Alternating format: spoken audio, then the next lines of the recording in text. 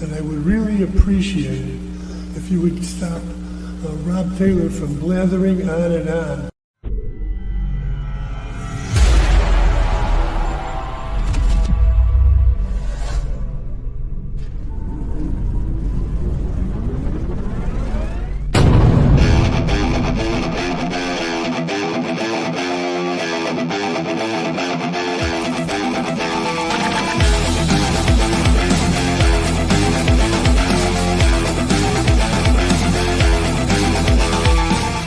Opinions expressed by talk show hosts, callers, or guests on the Rob Taylor Report do not necessarily represent the opinions of the hosting platform, subsidiaries, sponsors, or possibly anyone else on the planet or the known universe. From the tinfoil and lead-lined broadcast bunker on the beautiful southern coast of Oregon, it's the Rob Taylor Report. So strap yourself in. Your weekly political therapy session is about to begin. Ladies and gentlemen, here he is, the nearly famous Rob Taylor. Hey, Coons County. Hey, Oregon. Hello, America and beyond. I want to thank all of you who are tuning in. I want to thank you for joining the show. And to all of you who will tune in a little bit later because you're probably at work, you're doing something that you have to do, pay the bills. We all have to do that. And you're probably out busy this holiday season. If it isn't work taking up your time, I know a lot of what's taking up me and my wife's time is going out and shopping and Christmas carding and Christmas treeing and hanging up lights. There's a lot to the holiday season. And once you're it wasn't much when you were a kid. There wasn't a lot of work to Christmas, but now that I'm a grandparent, it's like, wow, I'm impressed with what our grandparents did way back when. I don't know how they did what they did when today we have so many advances in technology where all we have to do to get a gift is look at our little smartphone, place an order, and within usually just a couple of days now, you'll get whatever you ordered and you can get it in whatever color or flavor that you want it in because there are so many opportunities out there. There's so many choices. It's just unbelievable how lucky we are today. So I'm impressed with the older generations who, every year when I was a kid, they really went out for Christmas. The outfits, the house decorations, the food, the planning, the organizing, the cards, the trips. Wow. I'm lucky if I'm doing half of what my parents and grandparents did. So I got to give those generations kudos. You guys kicked ass and we appreciate it. Today's not... Well, it's another one of those news story days where you wake up on Monday morning and you find out that there's been another school shooting, and it's going to happen. These things are going to happen. It's crime. It is inevitable. And of course, already before the bodies are cold, we're seeing many of the officials over in the city that our little town that this took place in Wisconsin. We're seeing the people there, especially the mayor, coming out once again, blaming guns. She didn't so much as mention the word firearms or guns, but the way she was saying it, you knew what she meant. She was talking about we need tougher laws. We need to prevent these shootings. And I got news for you. I don't know if you can prevent a shooting. I don't know if you can prevent people from committing acts of violence. I know you can't. Because there are people out there, if they're determined to kill somebody else, if they're determined to hurt somebody else, they'll do it. It's not that hard. It's not that difficult. You think about it, the human body in the human creature is a very vulnerable creature. There's a lot of things and a lot of ways we can kill each other. And firearms is just one of the more popular ways it seems these school shooters are going about committing their murders. And today it happened again in Madison, Wisconsin. In Madison, Wisconsin, school shooting leaves 2 dead, 6 injured, juvenile suspect dead, a juvenile suspect And I don't know the reasoning behind this. I don't really care. There is no excuse. You can have all kinds of reasons why you do something crazy, but it doesn't excuse that. It certainly doesn't excuse that. And we'll find out later why this happened. And there's nobody to prosecute. There is going to be no one to prosecute in the end. We'll have a name of the person who did the shooting, but he's already dead. And that's what they're claiming. So we're not going to know. We're not going to know a lot of who these people are, what his story was, or their story was, until later down the road. So I'm not going to make any speculations. I'm not going to make any uh, Monday morning quarterbacking from my armchair. These armchair quarterbacks, every time these shootings happen, they automatically say, well, this was what should have happened, and this is what they should have done. And I can tell you right now, every individual incident with these school shooters has its own merits, meaning that they're all different intricacies of every shooting, and you can't plan for everything. You just can't. You can try, but you can't plan for everything. And there are things that are going to happen that are just out of your control, because control is an illusion. We don't have control. We have choices or we have force, but control is really an illusion. People say that all the time. Well, if we could just control people. Well, you can't control people. Criminals are going to break the law. That's hence the term criminals. And once again, you have another person who's gone into a school. They're saying it's a young school shooter. And this is a story. This is from Fox News. Police received multiple injuries at Abundant Life Christian School. This is sad. This happened at a Christian school. And so proving once again that violence can happen anywhere, especially at a place called Abundant Life Christian School.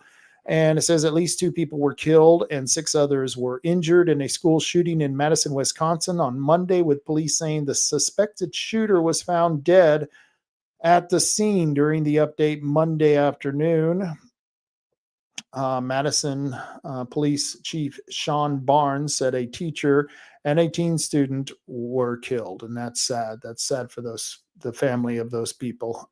They have my deepest condolences. It's just wrong that this happens, especially this time of year. But Barnes added that 2 students are also in critical condition with life-threatening injury. So here we are again. Here we are with another school shooting happening here. And, there's nothing that can justify the reasons behind this. But I don't normally talk about these conversations, or I don't usually have this conversation about school shootings, because I don't like to glamorize something that's so violent and something that's so happening on a regular basis. It happens fairly regular anymore, not just school shootings, all the shootings, the violence that's going on everywhere, with or without a gun. And in this situation, once again, I said the mayor of Madison, Wisconsin came out and was alluding to the fact that we need more laws, like as if going to a school with a gun and killing people is not already against the law. What laws can you pass today that could stop anyone from committing a crime?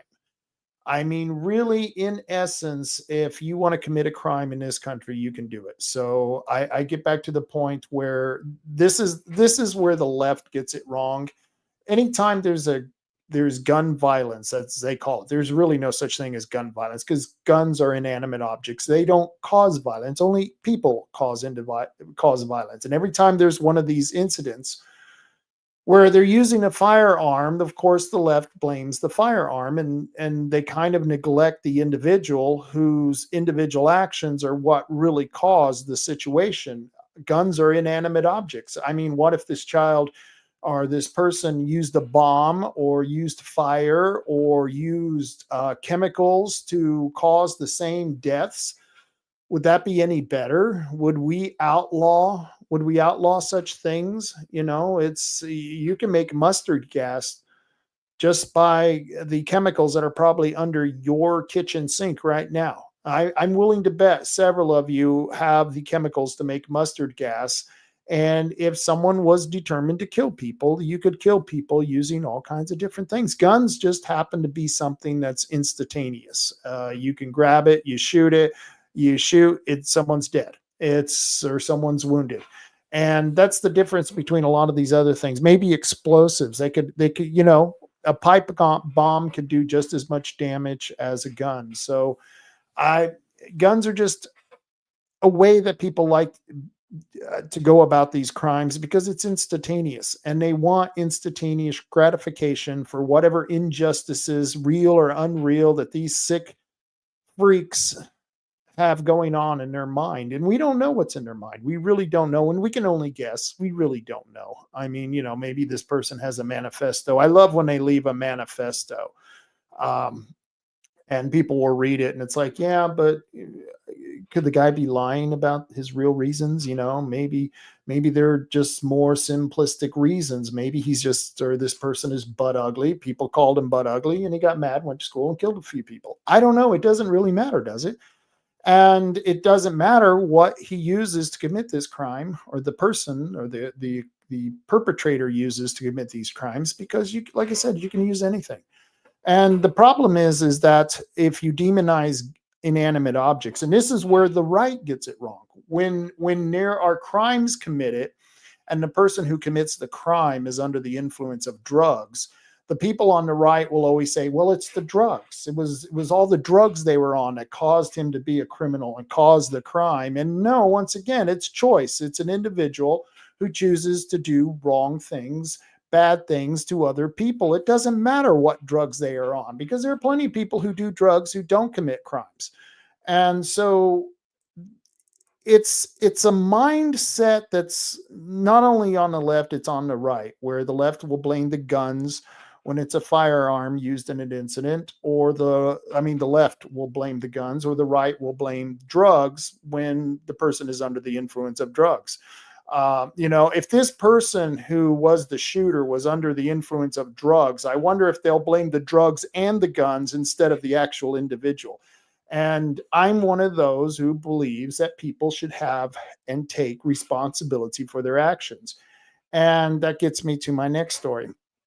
The reason that I was talking about the school shooting is because, like I said, I don't normally cover these things, especially when they happen, because I just don't know. We don't know what really happened. But it kind of ties into something else that recently happened. This guy right here, you probably recognize his face now. This is Luigi Man Jone. What a name, Luigi Man Jone. And I think the name itself is playing into this fact that a lot of the people on the left, well, they're turning this guy into a hero. They're turning this guy into some kind of hero, this shooter of a CEO for United Healthcare. And I'm no big fan of most of these insurance companies, the CEOs of most of these insurance companies, or HMOs, or other companies who basically it's a grift, and they're grifting from the government, they're grifting from their patients. And I'll be the first one to tell you, I believe that most insurances in this country today, well, they're cons, they're a grift. We're paying for health care, which really we should be paying for medical treatment. I want to pay for medical treatment. I don't want to pay for health care. And that's where we got off in this country, where if it isn't big government programs like Medicaid or Medicare, then we turn in the private sector to these health insurance companies who are covering everything now and anything now under these policies. And the fact is that we need to get rid of most of these insurance companies. And you do that by changing the laws in this country that benefit these insurance companies. And then these scumbags like this guy right here. This guy right here is a scumbag. Scumbags like him wouldn't be venerated because they killed an evil CEO. The CEO of United Healthcare, I don't know who he is. I don't know if he was even a bad guy. But I can tell you right now that I do empathize somewhat with this shooter for the fact that a lot of these CEOs of these insurance companies, they know it's a grift just as much as many of the people out there know that it's a grift. I mean, we're paying for our health care, we're paying a shitload of money for these people. Okay, we're paying a lot of money for this health industrial complex, this healthcare industrial complex. The medical treatment is what we really should be paying for and what we should be striving for. When I was a kid, and it really wasn't that long ago. I know I'm 59. I admit it. And but when I was a kid, you would go to the doctor, you would pay the doctor. It was like $25. I'm not kidding you. You'd go and mom would take you to the doctor. She'd drop down $25 at the cashier. Who was in the doctor's office. You could see the cashier. You would give him money. She would give you change if you gave her more than what was owed, and you did that transaction. Why? Because back then medical treatments was a service. The medical industry was a service. Today it's a grift. And why is it a grift? Because we all need medical treatments, and that's where the healthcare insurance industrial complex comes in. They saw that there was a need, and they were able to capitalize on that need using corporatist policies. And these are policies that gave certain advantages and benefits to healthcare industries that were able to use those benefits to destroy anyone getting affordable medical treatment. It's hard to get medical treatment today, especially anyone who's actually sick. It's trying to find a doctor here in the South Coast takes time, you know what I mean? But that does not excuse all of that problem, does not excuse this piece of crap right here. This piece of crap right here, this guy right here, well, he's a coward. You know, I don't know what his reasons were for shooting the CEO. Once again, we'll find out. He actually left a manifesto. Yeah, I think I'm going to write a manifesto.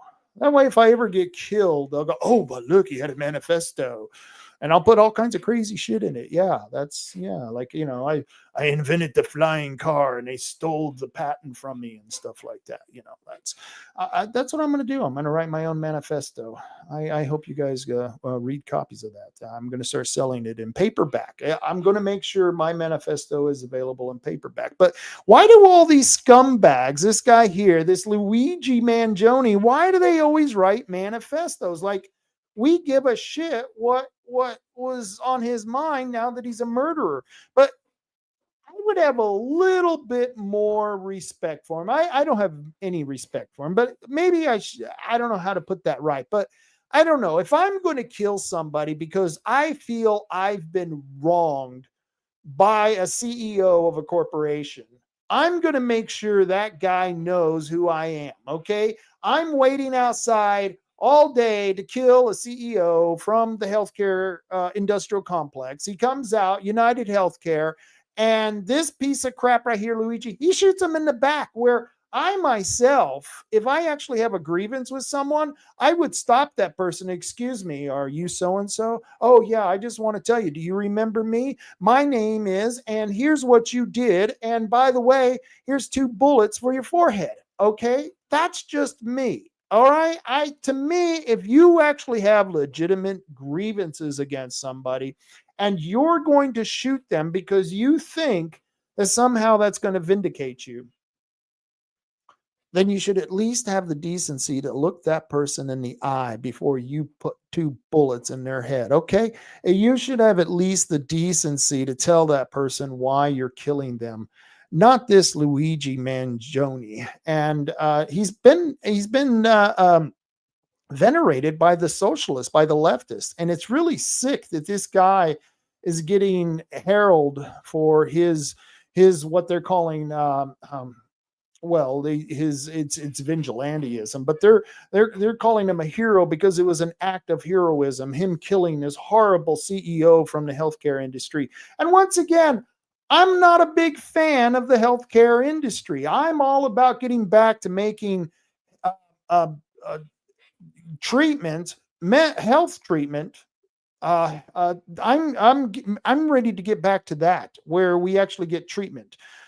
we get medical treatment, and we pay for that medical treatment. We make it a service. We make it a product. They sell products. They provide a service just like any other industry. And if we did that in the healthcare industry and take it back to where we're paying for medical treatments, we would be able to afford medicine. But it doesn't give anyone an excuse to kill anyone else. But what really ticks me off, this was the thing that let me see if I can get the screen sharing thing, is that there are now socialists out there who are even going further, and they're just not venerating this guy, but there's one socialist clothing company founder. I don't know the guy's name here. Maybe it's in the article, but there's one socialist clothing company founder creating, distributing most wanted CEOs playing cards in wake of the United Healthcare shooting. That's right. There's a guy out there who owns a clothing company, who's an admitted socialist. And this was in Reason magazine. It was a pretty damn good article. If you get a chance to see that. Actually, I'm wrong. That's in New York Post. It says right there, New York Post. Okay, well, that right there it was a pretty damn good article talking about the socialist, and now stores are selling out of the jacket worn by the alleged healthcare CEO shooter. That's how sick these socialists are. They always venerate the criminal. They always venerate the coward. This coward who shoots a man in the back, a father of two, a husband, shoots him in the back. Didn't even have the balls to look the man in the face before he put 2 bullets in his head. No, Luigi, you're a coward. And it's too bad that from what I hear and from what I understand is that he's getting really good treatment from the people in prison, because they're also looking at him as a hero. And I think that's just absolutely disgusting. But I want to read some of this story from you from the New York Post. It says the founder of the socialist apparel brand, who has called online for the death of corporate executives, is planning to sell a deck of cards of most wanted CEOs, complete with names and faces and decorated with illustrations of gun range targets. Well, isn't that special? That's just so great. Comrade Workwear founder James Haar announced the distributing project just days after United Healthcare CEO Brian Thompson was executed on the streets of Midtown Manhattan. He said it was inspired by the most wanted Iraqi playing card decks famously distributed to U.S. and coalition forces during the 2003 invasion of Iraq to help identify key targets in Saddam Hussein's circle. So here's another, this is guy right here. I made playing cards for the most wanted CEOs. Yeah, this guy right here, this guy is a piece of human crap. What can I tell you? He looks like a socialist piece of crap. And anything that he's designing, just by the hat he's wearing, I can tell you, real men don't wear that. So this is a sad situation where you've got a CEO of a clothing line who's venerating this piece of crap, Luigi Man Jone. And of course, you're hearing all these stories come out all over the place talking about how, this guy was justified in doing what he was doing. One story where I read that his landlord had said that he had lost his sex drive after his spine surgery, and that was part of the reason. Once again, I don't know. This is all hearsay. I have no idea. But just because, once again, you have a medical surgery and something goes wrong does not justify your right to go kill a CEO of a healthcare industry. That's wow. I don't understand the mindset of the average socialist. I guess you don't, because the fact that you're a socialist and you're willing to admit you're a socialist, maybe there is no reasoning or rationale in your mind just for the sheer fact you're a socialist. Just beginning with that, I want to go from some comments before I go on to the next subject. Ashley Hicks, she says hello from Roseburg. Well, hello, Ashley. Nice to see you. 99% of people didn't see anything. Yep. And isn't he innocent until proven guilty? Yes, he is innocent. And in fact, every post that I posted of him, Ashley, says that he is innocent. And he is innocent of everything until he is proven to be guilty of something. And so that's, I should have said alleged shooter. He is the alleged shooter. And even if he is the alleged shooter, I don't think people should be sexualizing him, Ashley. I don't think they should be writing articles about him, glamorizing him. I certainly don't think that a CEO of a clothing company should be creating cards naming the top CEOs that should be killed. But, what can I tell you? None of your business. He says these people donating money to his legal defense. And, Ashley made a very good point that I made myself, like I said, because every time I post something about a person who allegedly committed a crime, we don't know. We don't know. We gotta accept that as Americans. In our country, everyone is innocent before proven guilty. I don't care if they find 20 bodies in your basement. You've got to go to court and be proven guilty before we can say you're guilty, because that's how we work in this country. And if I'm accused of committing a crime that I'm innocent of, I certainly want that right to be considered innocent. So, when none of your business says these people donating money to his legal defense fund, they have a right to donate, but I just don't understand why they would. What a bunch of stupid freaks, It's if you because I'm sure they're not sitting there going, "Oh, he's innocent." Maybe some people who are donating money actually think this guy's innocent, but I mean, others are probably thinking he's justified in killing a CEO. I would love to take a poll of the people who are paying for his legal defense fund and find out why they're doing it. How many are doing it because they think he's innocent, or how many are doing it because they think he's justified? That would be interesting. Peggy Wheelbling says, wait a minute, a CEO of a clothing company is calling for the deaths of CEOs? What a maroon. Yes, an ultra maroon. And I'll tell you what, Peggy, what's even worse than that is that you would think that was a crime, wouldn't you?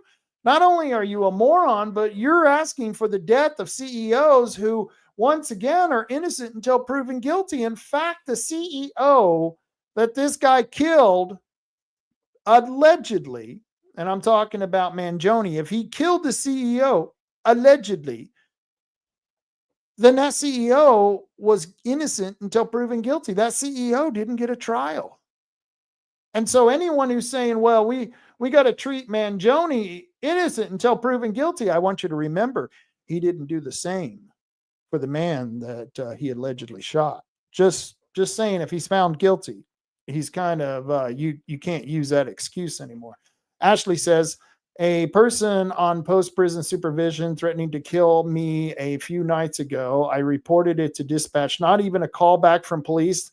No one cares. It's the reality we all are forced to live in. Yeah, that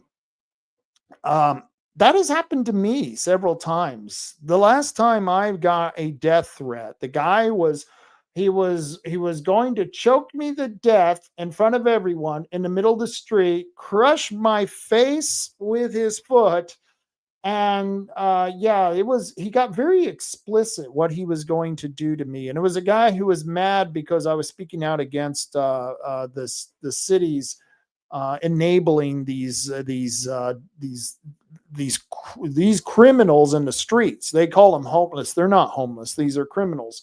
And one of these criminals threatened me. So I'm sorry this happened to you, Ashley. You're a nice person. I don't understand why anyone would threaten you. That's really screwed up, man. So I would get a big ass gun and maybe an even bigger dog. And that's where I'd start from, because I can tell you right now, the police can't protect you. The police cannot protect you unless the cop is standing right next to you. The police can't protect you. There's not a damn thing they can do to stop someone from killing you. And that's why guns should be legal. Guns And according to the Constitution, they're supposed to be, without any of these regulations that we have out here, you should be allowed to conceal carry whatever type of gun you want to conceal carry for your own defense, because that's what makes you feel safe. And the police, they don't protect you from crimes. They only respond to crimes after they happen. So remember that. So I'm really sorry this happened to you, Ashley. Uh, Let me know how that goes. Let me know how that goes. I hope the best for you. But continuing with that story with old Luigi Man Jone, this is what really ticked me off, is that another man by the name of Daniel Penny, who was tried in Manhattan because he protected a group of people who were on the subway from a mentally ill, drug deranged psychopath who was telling everyone he's going to kill some people today, and he doesn't give a damn if he goes to jail or not. And this man here in the center of the picture there, Daniel Penny. Now this right here is an American hero. And not only that, he had to suffer through a trial because Alvin Bragg, the same dirtbag district attorney who's going after Donald Trump, can't seem to let that go. Alvin Bragg went after this man here. I mean, Alvin Bragg has no problem letting criminals go. He lets a lot of criminals go. I mean, no cash bail. You're a murderer, you're out of here. You're a rapist, you're out of here. You're an illegal alien who's committed murder and rape, well, you're out of here. We don't hold anybody in our jails. And so Alvin Bragg, he finds someone that he likes holding in his jail. He found someone that he likes charging with a crime, and he tried to prosecute him. But luckily, 12 people on a jury found Daniel Penny innocent of any crime. So yes, he is not only innocent until proven guilty, they can never try him again for that same charge. Hallelujah, Daniel Penny. And if I was on the jury, I can guarantee you it would have been the same results. I tell people all the time, you want to be on a jury. I see so many of my friends who are good guys try to get out of the jury. And I tell them, why would you do that? What if there's a guy just like you, just like Daniel Penny? There's a guy just like Daniel Penny. He's being tried of a crime that he did not commit or was justified in committing, not like that Luigi Man Jone asshole. No, not like him. This guy, Daniel Penny, no, he's a real good guy. And that's what it takes, real good guys, real men to protect other people. Some of them were women. I don't know if there were any children there. There were a lot of women, black women, women of color, men of color. And Daniel Penny, without any thought of himself, without any thought of the risk to himself, without any thought that Alvin Bragg, the dirtbag district attorney, was going to prosecute him, Daniel Penny stepped up and did what a man should do. And that's what's wrong with this country anymore, because now, because of this trial, a lot of people are not going to step up. Men who normally have that protective nature, it's innate in most men. Most men that I know, if someone's being harmed, they'll step up and do something. They'll intervene. Most men that I know are usually like that. Dale Penny is like that. I mean, Daniel Penny is like that. And good thing he may have saved lives that day. Who knows? But he was found innocent because he was able to protect him. Unlike Luigi, the only thing that Luigi Man Jone might have done is that he might have put the fear in other CEOs who might be corrupt, who might be cutthroat people in the healthcare industry. They might start thinking twice before they start denying insurance claims. That's the only thing that might come out of the Luigi Man Jone shooting. But other than that, that guy's a coward compared to Daniel Penny, who actually stepped up, and he was forced to sit through his own trial where they tried to convict this man. And it's sad, but it's okay, because he got to go to the Army-Navy game. He got to go to the Army-Navy game, and he got to go with the Army-Navy game. Let's see if I got that here. Oh, come on.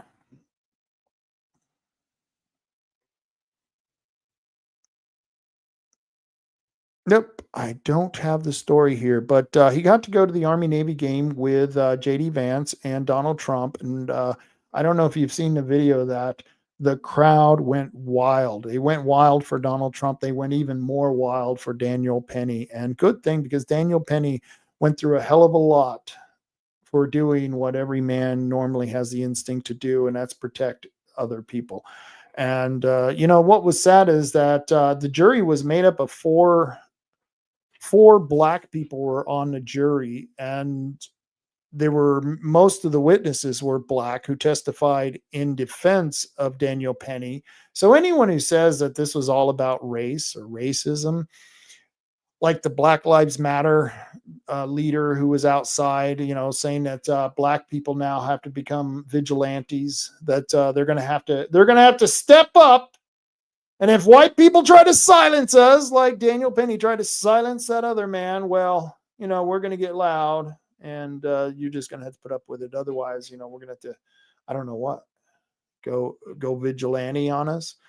And that's what Black Lives Matter is literally asking out in front of the courthouse, is for black people to what it sounds like to me is get revenge against white people for the guy that Daniel Penny had to put down because, well, he was acting like an animal. And I don't even know the guy's name. I don't even care, because he's an insignificant piece of crap, and will not mention him. And Daniel Penny, well, once again, this is another hero that we're trying to destroy. And it's sad. It's sad that this is happening. And it shows the contrast between what socialists believe. You got people like this Luigi piece of garbage, and they're venerating him. They are recognizing him as some type of hero. And those same socialists, they would tell you that this guy here, Daniel Penny, Daniel Penny, that somehow he is he should be in jail. He should be convicted. He should be put up for execution because he killed somebody, but he killed somebody in self-defense, unlike Luigi, who shot a guy in the back. But this is the tactics of the left. Do you remember? I don't know if you remember this guy here.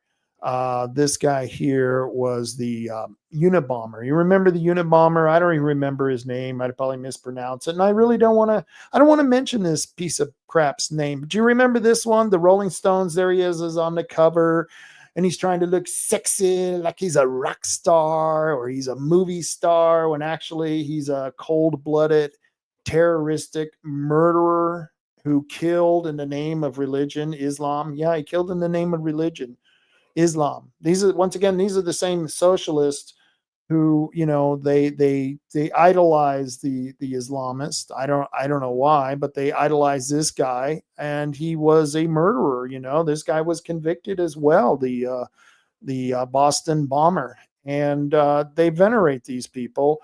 And I don't know, Luigi there, and then you got the contrast, Daniel Penny. And it's very sad that this is going on in this country, that we have this strange two-tiered justice system. And it's happening again with that shooting. It's they're demonizing the guns and somehow going to try to excuse this shooter. I guarantee you that's what always seems to happen with the left.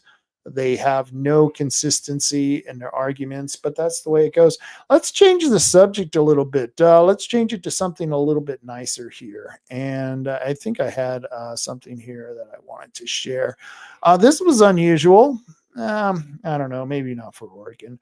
But alleged UFO over at Oregon caused pilots to divert. I don't know if you heard about this story. I used to live right next to Sandia Labs, right in the desert, in a trailer next to Sandia Labs, and I've seen UFOs. Do I think that they were little aliens from Mars? No, I think that they were experimental aircraft that was being used by Sandia Labs. And in fact, the laser shows that we used to be able to see coming out of the labs were incredible. They used to do the SDI program out of Sandia Labs. I don't know if you guys are familiar with that. Sandia Labs, that's in, Kirkland Air Force Base. Yeah, I think it's Kirkland Air Force Base in Albuquerque. That's where the lab is. And right next to the lab is the Isleta Indian tribe. And I lived right next to both of those in Los Lunas, New Mexico. And every now and then you would be able to see weird things in the skies, and you would see these weird lights, and you would see these weird objects flying sometimes, and then you would get the black helicopters flying over. We had the black helicopters, I shit you not, and there would be like 6 of them. And it's funny because you'd be in a desert, you'd be driving along, and you don't even see the helicopters, and they'll come up over a huge berm out there in the desert where it just appear out of nowhere. It's the weirdest thing. And it's only because they're on training. I don't prescribe anything nefarious to that. I just think that they're in training. But yeah, we used to see UFOs. We used to see strange lights, and we'd see the black helicopters. And it's funny because when the strange objects came out and were flying around, after they were flying around, that's when the black helicopters showed up. And you're like, okay, I could see where some conspiracy theorist might think that there's people visiting from the other planet. The government is somehow involved with them and communicating. Are they? I don't know. I'm just telling you that I used to live right next to a top secret lab, which I guess wasn't so top secret because we all knew about it. And they did a lot of weird stuff. But so I'm not surprised when people see things flying in the sky, because there is a lot of new technology out there. And I think there's a lot of new technology in the hands of the government out there that we just have no clue about. But this just happened recently, and it was in Eugene. And it said multiple pilots reported seeing strange lights over Oregon. And by the way, this was on KOIN, KOIN TV. And it says an alleged air traffic control recording told them to maneuver around them. At least one expert believes they were seeing Starlink satellites. And I've seen those Starlink satellites. The first time I saw a Starlink satellite, I was walking down the street with my wife, and she goes, "Do you see that?" And I go, "Yeah." "Oh, that's weird." And we followed it a little bit on foot because they weren't moving very fast. And it was wild. We were watching these Starlink satellites, and we were like, what the hell is that? And I took pictures of it, and I posted it on Facebook. I said, man, you should have seen these weird lights in the sky. And everyone got back to me. "Oh no, that's the Starlink, man. Don't worry, man. We're not being invaded. It's just Elon Musk, doing his thing, And so, I can understand why, you see these new technologies. You might think, hell, it's a UFO. But it says, an alleged recording shows that 2 pilots who saw a UFO in the skies near Eugene, Oregon, were told to maneuver around the object. The recording was posted to Reddit, and Newsweek reported the metadata on the file and information in the recording matches flight records. The archived recording came from liveatc.net, and timestamps and airport codes lined up with the flight records. Well, thank goodness for that. When asked about the validity of the recording, the FAA told the outlet that a pilot did report seeing unidentified lights on Saturday, December 7th, 2024. Yep. And so there you go. They're reporting UFOs. Maybe it's those drones. And, that's mind-boggling too, that out in New Jersey and in other places too, they're starting to see these drones. And I imagine that at a certain point, somebody's going to come out and blast these drones. I just got a feeling that some guy is going to go outside with his high-powered rifle and shoot one of these things out of the sky. We're making a nefarious thing, and I don't know. It could be another country. If it's Iran, boy, I'll tell you what, we need to, payback is coming. If it's China, any other country that has their drones flying over our skies, payback is a coming. But I'm one of those. I've lived long enough. The U.S. government, they lie to us constantly. They're liars. In fact, if their mouths are moving, they're lying to us. And I just don't believe the U.S. government, and I don't believe them when they tell us, "Oh, we have no idea what's going on.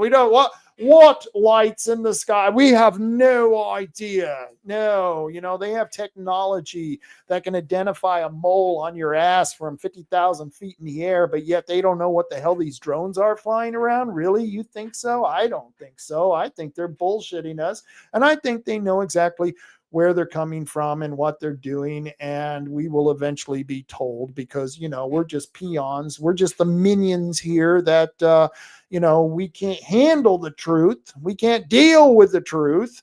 And probably the truth is that this is just another government program that's that we're now being witness to, and they'll eventually come out with it. I don't know. I don't care. But if it is another country, well, yeah, get the bombs ready. What can I say? You fly shit over our country, we might fly a few bombs over yours, and we'll show you drone technology. That's interesting. Ashley has a comment on the drones and on the sighting of the UFO. Ashley says, I think it's a military drill to prepare eyes in the skies for the next crisis lockdown. That's a very good point. That was something that we also should take into consideration. This could be some type of psyops that's being played on the American people, because that's what they love to do. Our sheriff here in Coos County, his name is Gabe Fabrizio. He spent 25 years as a psyops officer in Afghanistan, and I can only imagine the things this man has seen and the techniques that he knows how to use on people with that psyops stuff. In fact, every time the sheriff here talks to me, I always wonder, is he telling me what he actually thinks, or is this some kind of psyops that he's he's doing that mind jujitsu on you and, twisting your thoughts, and I don't know, whatever they do in psyops. But that's a good point, Ashley. It could be a military drill, preparing us for the next level. I think you could be very, very right on that. I seen the article that said a small private aircraft crashed into one on I-5 near Portland, and the freeway was closed for it to be cleaned up, and then nothing. Yeah, that happens quite a bit. Sandia Labs, that happened with Sandia Labs. They admitted one time that they did tests on the populace in Albuquerque, that they did these tests, and we saw the articles. We know the articles were there, and later on they kind of hushed up about it. We never heard about it again. What kind of test were you doing? They were putting some type of test in the air, testing our respiratory systems or something, and it was kind of hushed up. So I hate when they do that. They do this crap all the time. So I can see what you're saying there. Marty says, if they showed up on live ATC or FlightWare or ADS Bex change, then they are not unknown. And that's a good point. I guess they are not unknown, because, and that's the other thing, Marty, is they're telling us what these things are not. So how do they know what they're not if they don't know what they are?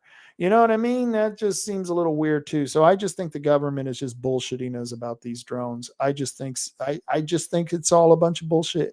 And anyone who's in Oregon, yeah, we got so many screwed up people in Oregon. We've got the mushrooms, we got the pot, we got all the drugs going on here in Oregon. I don't know if we can believe anyone when they go, I saw things in the sky and they took me away and probed me. In Oregon, that probably does happen, but it's not aliens, maybe illegal aliens. I don't know, but yeah, I just don't think so. Oh, Marty, you got another comment. It says those are all ways to track phones, drones, etc. Yeah, see, that's what I'm saying. I know that the government knows what these are. They're just not saying. But I do got some good news, talking about the government here, is that, the wind turbine projects, they're still happening. But this is from, let's see, what it was, calcoastnews.com, talking about wind energy project off Morro Bay paused after Trump's win. That's right. Trump won, and well, elections have consequences, and this is one of the consequences. Energy giant Equinor paused its plan to build an offshore wind farm off the coast of Morro Bay following President-elect Donald Trump's victory. The Norwegian-based primarily oil and gas corporation plans to continue fulfilling its legal or local lease conditions while suspending some operations for the next 2 or 3 years, according to communications from company representatives to Central Coast fishermen. Equinor recently canceled wind energy projects in Vietnam, Spain, and Portugal. In 2022, the federal government auctioned off 3 offshore wind energy sites located between 20 and 30 miles off the coast near Morro Bay. Then in December 2023, the state issued Equinor a permit allowing survey work to begin. And thank goodness for Trump, because he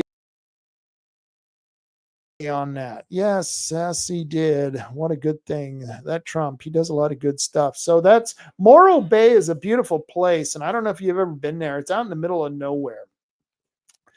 And it's really hard to get to. You got to take 101 on the coast to get to it. And it's really hard to get there. And believe me, you better be full up on gas, because the last time I went to Morro Bay, I think I paid like $7 and something in change for a gallon of gas. It was, yeah, and I had no choice. It was like 10 or 11 o'clock when I was going through, and I had no choice. I had to stop.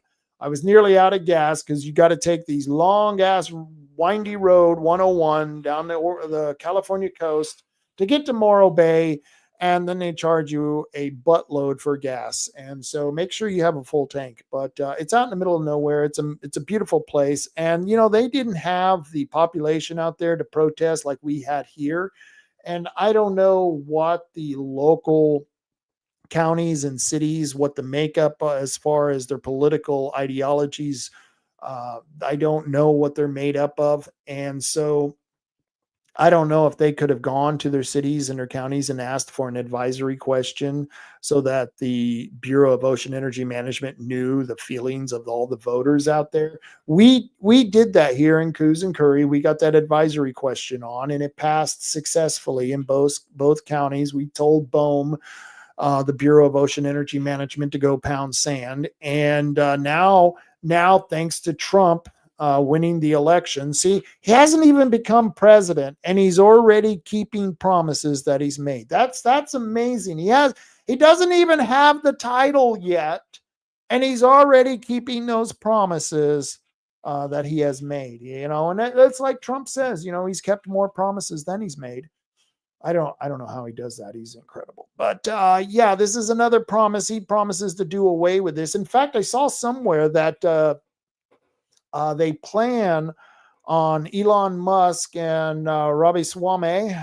They are planning on going after the EVs, the electrical vehicles, and the charging stations. Are going to take away all the subsidies that are fueling those things. Kind of ironic, huh?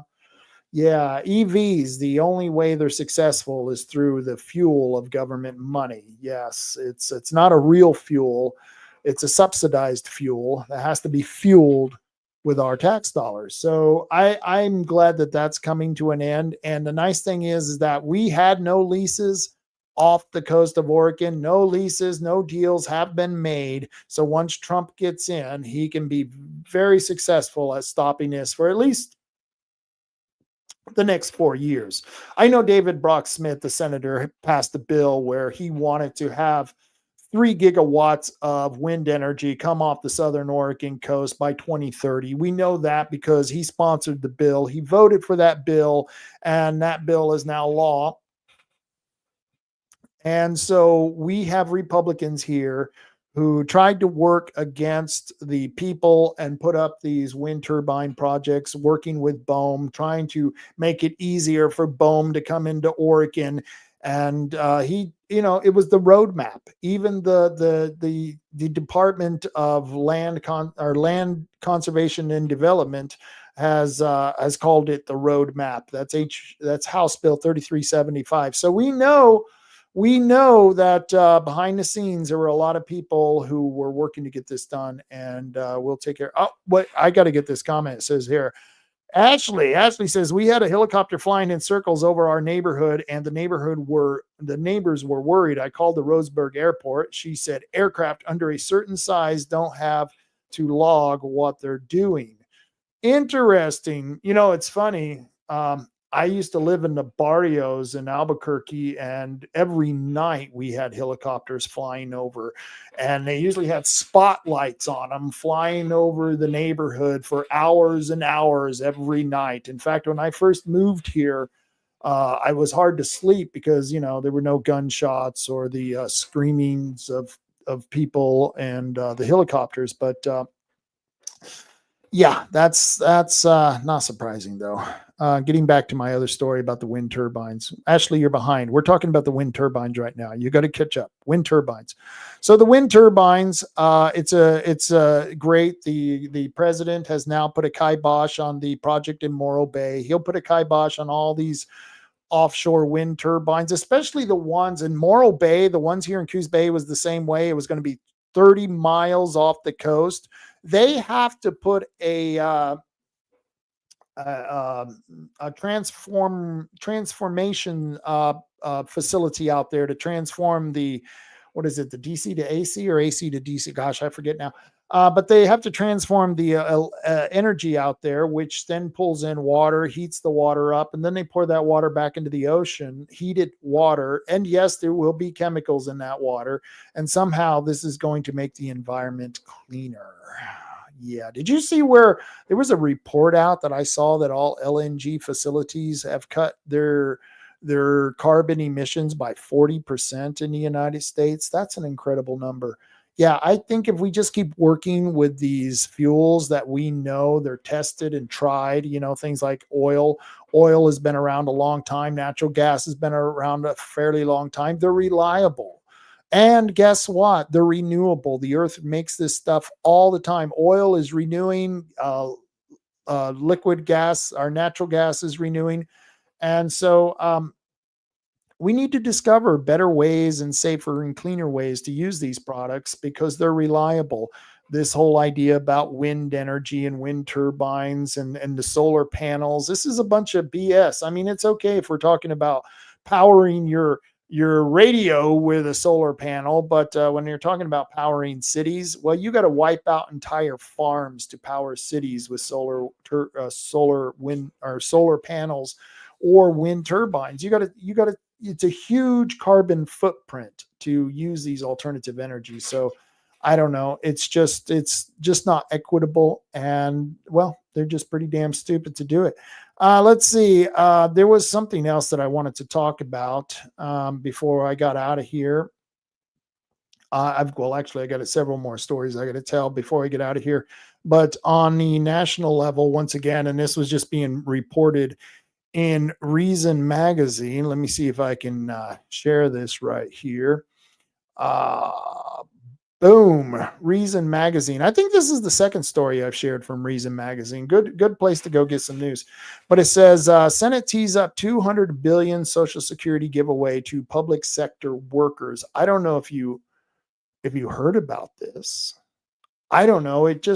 I just read this, and I know that the Trump administration is going in. So I know it doesn't really pertain to his administration, but his administration will now have to deal with this. But it says the Social Security Fairness Act will boost payouts to public sector workers who receive pensions and did not pay taxes to support Social Security. Well, isn't that nice? That's nice. Yeah. See, in Oregon, we cover 8%.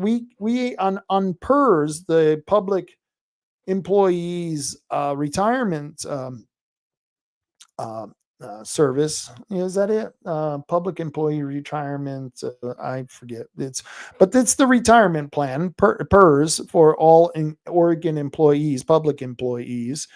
And they have an 8% guaranteed return on all their investments. And if they don't get 8%, we, the taxpayers, make up the difference. And we've had to do that several times. But it says right here, the Senate is reportedly set to vote on a bill boosting Social Security payouts to public sector workers who receive pensions, but did not pay taxes to support Social Security while working in the public sector. Well, isn't that nice? Talk about double dipping. If it passes, the proposal will cost nearly $200 billion and will hasten the insolvency of Social Security for all beneficiaries, the vast majority of which do not have a taxpayer-funded pension to rely upon. Meaning, They're going to put all these public employees who we've already paid for their pensions. We've already made sure they had a good retirement. And yeah, we're going to put them also on Social Security, and somehow that's fair. Oh, thank you, Marty. Marty says it's the Public Employee Retirement System. Yes, the Public Employee Retirement System. So all these people on the Oregon Public Employee Retirement System who didn't pay a damn dime into Social Security would receive Social Security benefits if this bill passes. A final vote on the Social Security Fairness Act is expected this week, and possibly as soon as Monday. I haven't seen any reports of it going through yet, but Senator Majority Leader Chuck Schumer, he's a Democrat from New York, like there's any other kind of senator from New York, told reporters last week that he is urging senators to back the proposal. With 62 co-sponsors in the Senate, the bill has a good chance of passing. The House's version of the bill passed by a wide margin earlier this year. So a Senate vote could send it to President Joe Biden's desk, which doesn't matter because even if it did arrive at Joe Biden's desk, Joe wouldn't even know what the hell it said. He probably couldn't read it. Yep. He'd probably use it for other things, like maybe blowing his nose or wiping his, the Social Security Fairness Act would eliminate 2 existing provisions that reduce Social Security benefits for some workers and their spouses who do not pay Social Security taxes as a condition of their public sector jobs: the windfall elimination provision and the government pension offset office, the GPO. So there you go. Isn't that nice? Yeah. I really don't think that's fair. And what ticks me off, it seems like a bunch of Republicans voted for this as well. I don't think this is fair. This isn't right. You didn't pay into the system. You didn't pay into the system, and now we've got to pay for it. That's like the college kids who want us to pay back their debt. They took out a loan. They signed a contract. The contract was probably even read to them. They signed the contract, and now these college kids don't want to pay back their loan. Yeah, and then on top of it, you got this whole public employees. They want to get on Social Security. They didn't pay in to Social Security, but heck, they want to get it back. Let's see. I got Cottage Grove 912 project says, I remember when coal was being attacked, and they responded by making it cleaner to burn. They still lost. Yeah, they still lost. I know.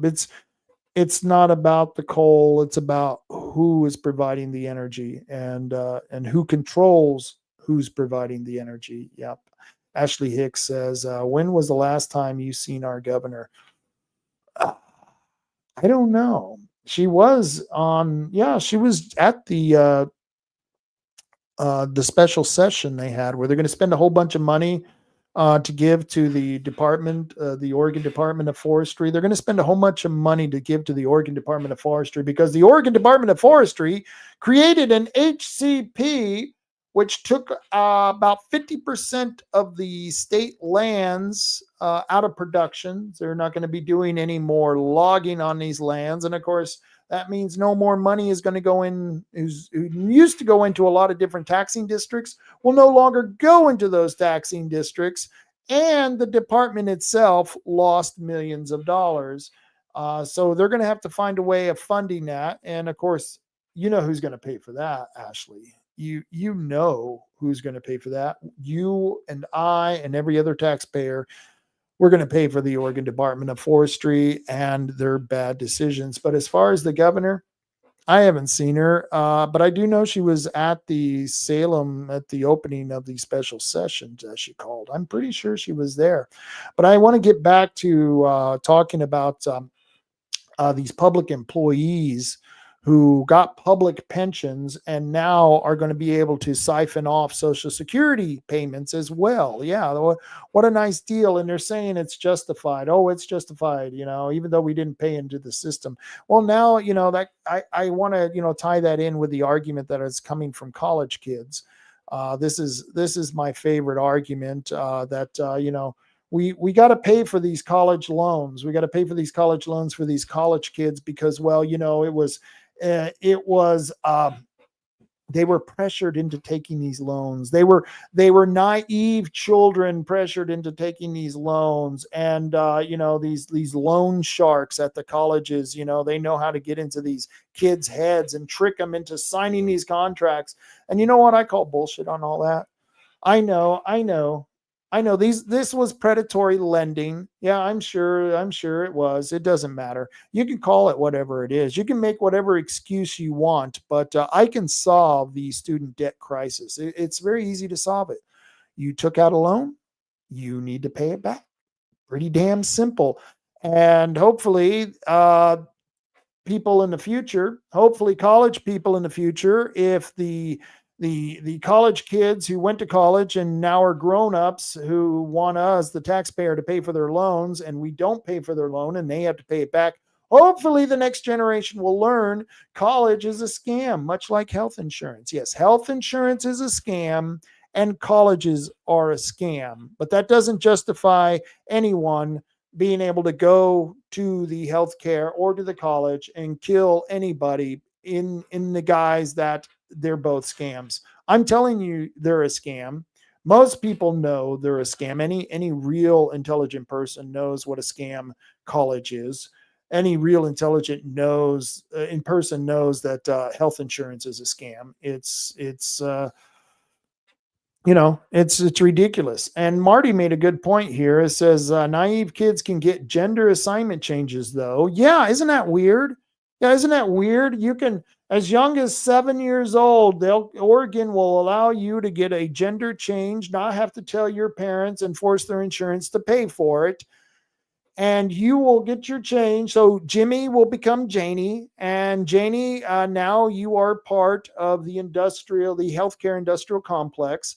And of course, that's okay. That's okay because she knew at 7 when he was a he and wanted to become a she. He knew when he was a he that he was a girl. And because he knew he was a girl, we allowed him to get a sex change operation. And then, of course, all the doctors and all the counselors who convinced Jimmy to become Janie. And now Jimmy doesn't want to be Janie anymore. He wants to be Jimmy, and he wants his junk back. Jimmy wants his junk back, but Jimmy is Janie now. And so what are we going to do? Well, too bad. You made that choice at 7 and you have to live with it. But if you took out a college loan at 18, we'll pay that back. Yeah. Does anyone see the problem? The hypocrisy here? You'll let a 7-year-old decide what his sexuality is and have his weenie cut off. But yet, any 18-year-old who took out a loan at 18 or older, well, the taxpayers have to understand they're poor, naive children, and, well, you're going to have to pay it back. Well, of course we are. I got a couple other comments here. Cottage Grove says, I took some community college courses when I needed to get a contractor's license. I bet you didn't. I bet you paid it back. I'm willing to bet you paid it back too. Just the feeling.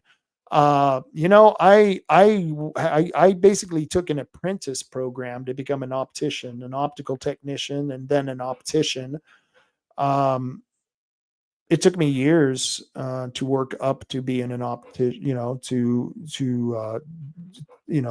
least a year in the apprentice position before I became an optician, someone who could make glasses, someone who could dispense glasses. And there are schools for that. And a lot of people go to college. And when I became a supervisor, and these college kids would come in and they'd go, oh, we're opticians. We went to school, man. We took the test. We're opticians. And I'd say, really, you are, huh? Well, here's a tray. Here's a pair of glasses. Go pull me some lenses and make me a set of glasses. And you would know within 2 minutes whether this person knew what he was doing or not. And usually the college kids hadn't a freaking clue. No, usually college kids were some of the more stupid people who'd walk in the door. And yet they always thought they were much more intelligent than the rest of us because they went to college. And it was like all of us adults, in the room, we would look at each other and, we'd give each other that eye. Oh God, another college kids. Yeah, these college kids, they know everything. I hope they write it all down before they get our age and forget it all. But yeah, none of your business. What does he have to say? Forgiving student loans is not fair to the people who did not back their loans. Oh, wait a minute. I misread that. Forgiving student loans is not fair to the people who did pay back their loans. Also not fair to the people who didn't go to college because they couldn't afford it. That's a good point. And like I said, I didn't want to go to college because, well, I thought it was a scam. I knew what I wanted to do and I went and did it and I worked and became got the job that I wanted. And I thought, why don't more people do that? Go to college. They're going to make you take stupid courses like gender studies. You know, I used to go to college for the parties. I did a lot of gender studies at the sorority houses. Did a lot of gender studies, but I don't know. I don't know if I didn't need a loan to do that. I could do gender studies all by myself. You just you go to the parties, you meet a few girls, you do some gender study. It's not that hard. It's really easy. If you expect your loan forgiven, then your degree should be nullified. I like that idea. If you do the crime, you got to do the time. Well, that's the same with college. If you were going to give you back your money, you got to give back your diploma. Sorry. Yep. Health insurance is such a great deal that it is mandatory. I know. Yeah, and it's the same thing with auto insurance as well. I had a family member just get into an accident. That family member was rear-ended, and the person who rear-ended him had insurance, but his insurance didn't know that he was driving for Domino's. He was a Domino's delivery driver. So the insurance said they denied any claims that my family member was making against him. And it was like, well, what the hell is that? And of course, my family member didn't get crazy and go off and shoot the CEO of the other driver's insurance company. No, he's basically going to have to take it to court, or his insurance company is going to have to go after it. I don't know, but insurance, it's a scam. I'm telling you. A lot of people believe basic adult education past high school should be funded by taxpayers. There's a lot of people working minimum wage jobs with a few years of college education. Yeah. Mm-hmm.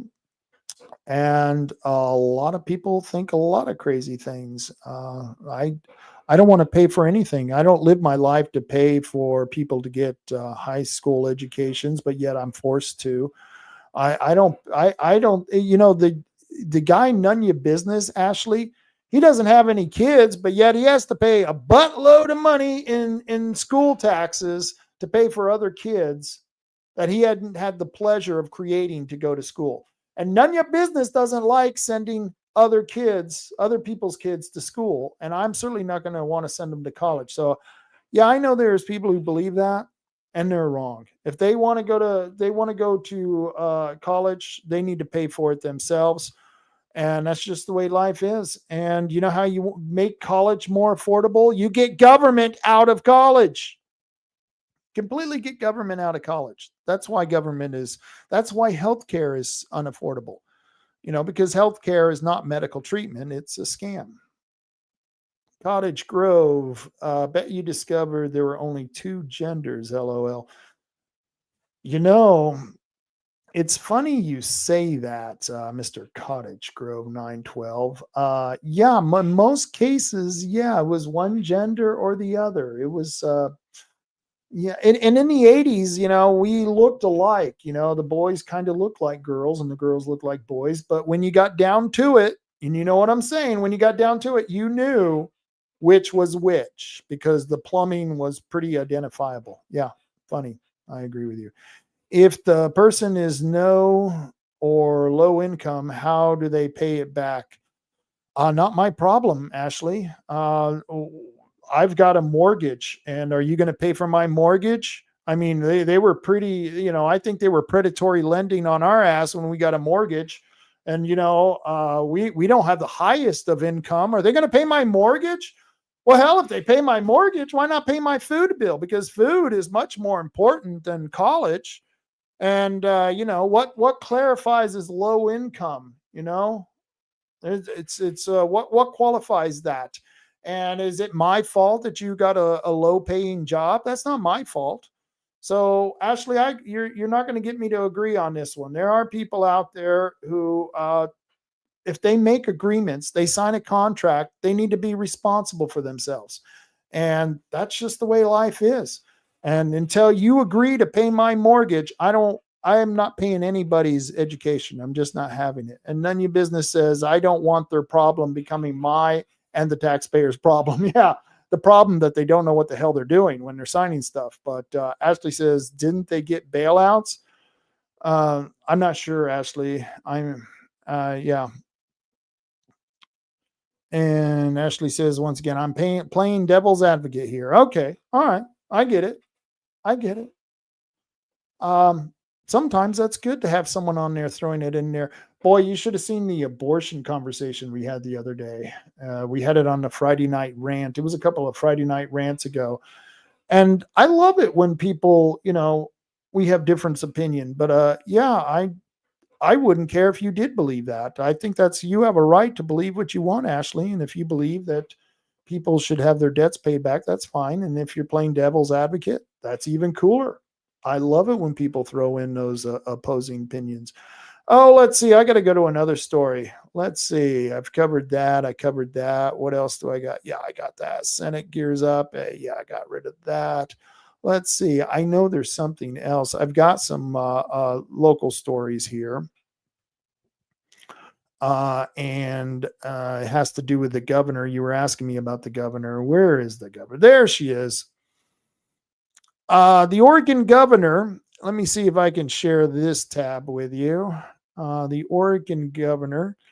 Oregon's top Democrats begin thinking through a Trump response. And the problem is for the state of Oregon is that we went really left again this year. We've got a super majority of Democrats in both the House and the Senate.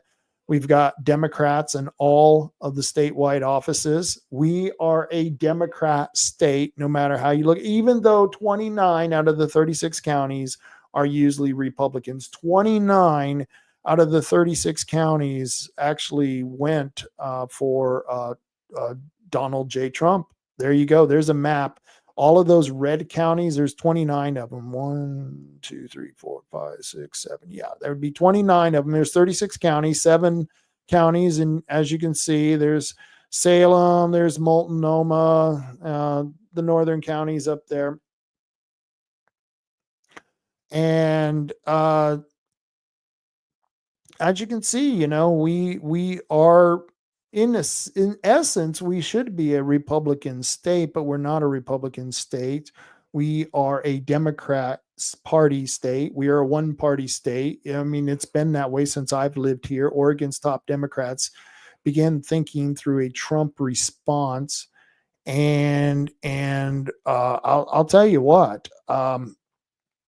They have a lot to worry about because Oregon's budget, next year's budget, is very dependent on federal grants. And if they don't get those federal grants because, well, Oregon is apeshit crazy, or at least the government of Oregon is apeshit crazy, then we may not get those grants. But Governor Tina Kotek convened a closed-door meeting Monday, of course, to discuss potential threats from the incoming presidential administration. Oh no, those potential threats, like fiduciary responsibility, those kinds of threats. A month after an election that will give President-elect Donald Trump and his fellow Republicans broad influence over federal policy, Oregon's top Democrats are starting to talk seriously about how to respond. How are we going to respond? Because, they actually believe Trump is a fascist. And, who knows how they're going to respond, but we got a few guesses.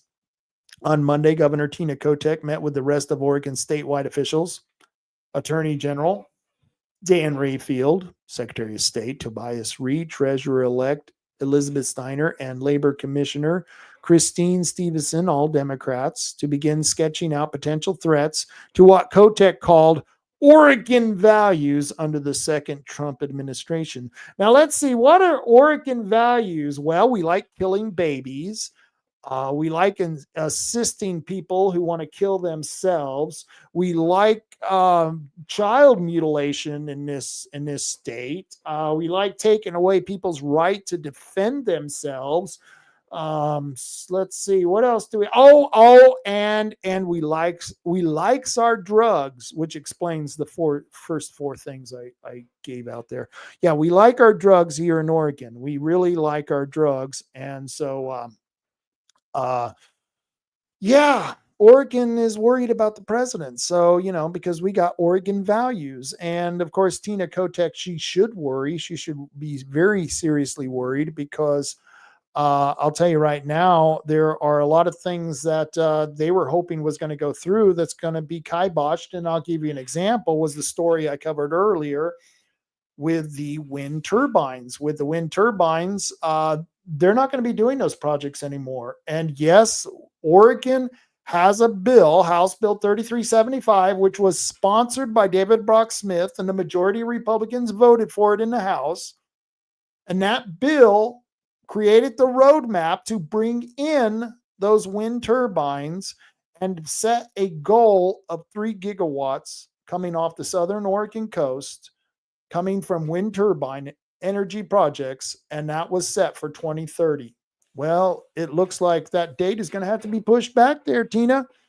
Yep, Tina, that's what's going to have to happen. But it's going to be nice because, like I said, they're going to need a lot of federal dollars to do some of the projects that they're doing here in Oregon. And I just don't see it happening. But that's just me. I think what they ought to be planning for is basically a way to get rid of their DEI, because if they could get rid of their DEI, their climate change BS, the child mutilation, if they could get rid of a lot of that, then they wouldn't have a problem, with these federal grants. And of course, they're going to blame Trump, accusing him of being a Nazi, but it's just not true. Here was another story coming out of the Oregon Catalyst. And, I don't normally like to show Oregon Catalyst stories because, well, the guy who runs Oregon Catalyst, he's a Republican, and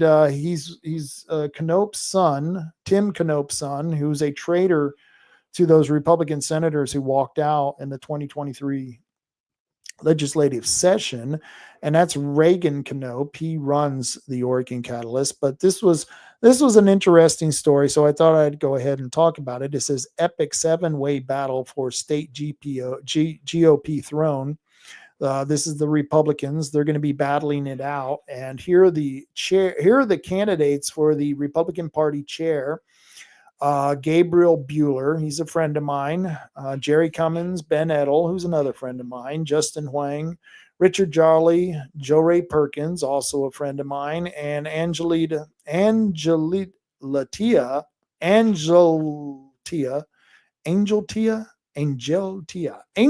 Sanchez, who is also running for the chair of the party. And this is important because I can tell you right now, the party is in disarray. The party has several different factions fighting it out. Right now, we're still fighting it out a little bit here in Coos County and Douglas County. The battle is blazing. Let me tell you, the Republicans in Douglas County are at each other's throats. And I don't know what they can do about it because they're just, what the problem is in Douglas County is that all of their representatives are Republican in the cities and on the county level, and the representatives are Republicans, and the Republicans now have created their own little oligarchy, and they've literally have taken control of these positions and have created a what we would call in the old days an old boy network, where only people who are connected are going to get elected, and only the people who are connected are going to get the support of the party. And so places like Douglas County, what's going on there in the local party is basically it's a macrocosm of the much larger problem that's going on in the state party, where all these factions are fighting out. And so, depending on who becomes the chair, the next state chair of the Republican Party will tell you how they're going to go. Are they going to go with the establishment of the party, or are they going to go with the more patriot people of the party? And it's, I guess we'll see. We'll see what happens. I don't know. I'm not even a PCP, so I don't even get a vote. So I'm not sure how much I really care about it. Let me get back to a few of these comments. Let's see. Why isn't that working? Why is my buttons not working? Okay. None of your business. He says, Arg, Rob, did you have to put that picture up? Come on, man. I'm sorry. He's talking about Tina Kotek. Yeah. She needs a Kotek mask. That's what she needs. Marty says, you can have your grants. Yeah. I agree with that. As soon as the voter rolls are cleaned up and all corruption investigated. Yeah. You can have your grants when all that's done. Yep. Let's see. Ashley says she's worried about Trump having her arrested when he takes office and the immigration deportation happens because Oregon is a sanctuary city. Actually, Oregon was the first sanctuary state in the entire nation. I don't know if you knew that, but we were the first in the entire, and the reason I know that is because the Second Amendment preservation ordinance, the Second Amendment sanctuary ordinance was, especially the Second Amendment sanctuary ordinance, it was designed around or after the immigration sanctuary ordinances of the cities and the state. And so when we wrote the Second Amendment sanctuary ordinance, we were trying to make it so that if they went after the Second Amendment sanctuary ordinance, they were really going after the immigration ordinance, because what the immigration ordinance did for immigrants made them protected. That's what the Second Amendment sanctuary ordinance did for firearms. It protected them. It got rid of all the state and federal regulations by making a declaration that no one in the cities that these ordinances were passed in would uphold state and federal firearm regulations. And that's what they did with the illegal immigrants, that they would not, nobody in the city is allowed to cooperate with illegal or with immigration agencies. And of course, we thought we would adopt that kind of policy for our Second Amendment ordinance. But yeah, I agree with you. She may be a little bit worried about that, Ashley. Cottage Grove says, Canope does explain about a lot about Oregon catalyst. Thanks for the info. Yeah. Ashley says it's classism and nepotism and a story as old as time. Yeah, yeah. All of that is true. Yes, classism, nepotism, good old boy club in Douglas County. You're absolutely right. I do like Angela Tough, Timber Unity. Yeah, I had never met this person. I don't know if that's a man or a woman. Maybe you know. I don't know. Scissor me timbers. Yeah, that's funny. Yeah, get it. Thank you, Lenny. I appreciate your humor. But I do have some local stories. Before I get out of here, I do have a local story for you. And these are the important ones. Why are these the important ones? Because they're happening to me. They're happening here in cities that I do business in. And it's about DEI. The Port of Coos Bay and the city of North Bend and the city of Coos Bay are all pushing these DEI loyalty oaths, where anyone who does business with the port or who does business with the city of North Bend or the city of Coos Bay has to sign one of these loyalty oaths. Let me see if I can switch this. There we go. Boom. Yeah, there we are. North Bend's first Latino councilwoman officially gets to work. And I've never met this woman who ran for city council. I don't know if she's a Democrat or Republican, but she is obviously the first Latina council member officially. And let's see, it says North Bend, Oregon, the city of North Bend's first Latina council member elected in November. Attended her first council meeting Tuesday. Melinda Torres, 34, said she's excited about the opportunity and knows that it comes with a huge responsibility. She said she wants all voices to be heard. Well, I hope so, because her city is anti-white. And, I don't know why. I'm going to have to go and talk with Melinda. I would like to talk to the other city councilors of North Bend, but since they're all white, why should I talk to them? I mean, this is my thing with the city of North Bend. They have a policy now with their urban renewal agency to get certain grant money. They are giving preferential treatment to minorities. Now, just think about that. If the city had these grant programs that said we're going to give preferential treatment to white people, whites only.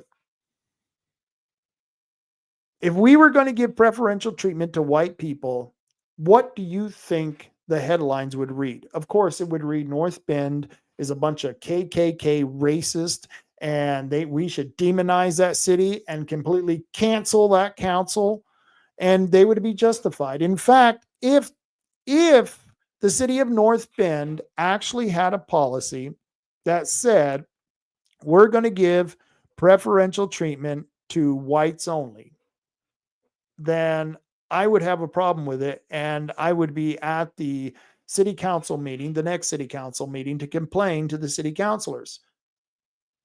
And I will be at the next city council meeting to complain to one city councilor, this woman right here. And I'm not going to be complaining to her about anything she's done. She's completely innocent. She's a new city council member, but she's the only Latino, the only minority on there. And I thought, well, if the city is going to give preferential treatment to minorities, then I'm going to treat the city the way they're treating people like me, white people.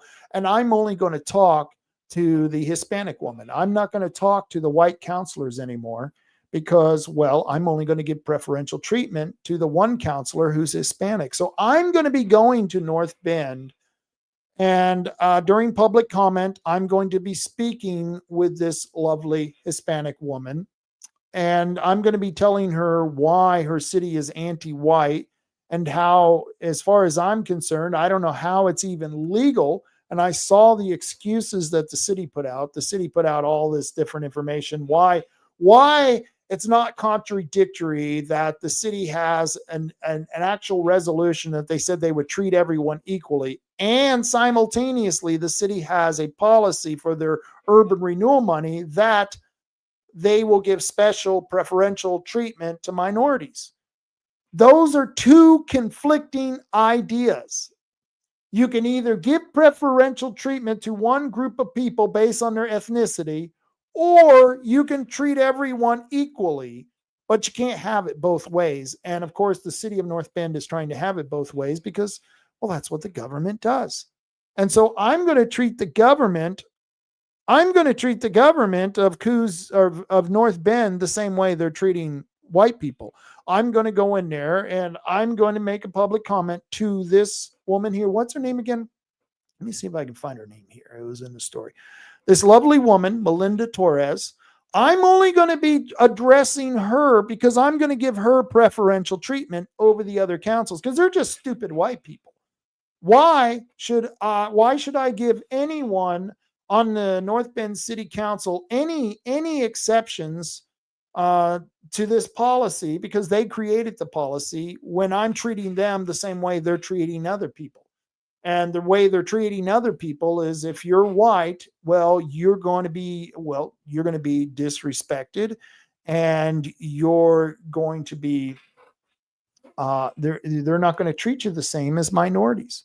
Yes, you are going to be treated differently, and that's not right. So I'm going to go and treat this counselor differently. I'm only going to talk to her and all the other white counselors, the other 6 counselors, that would be the mayor and 5 other counselors, I believe.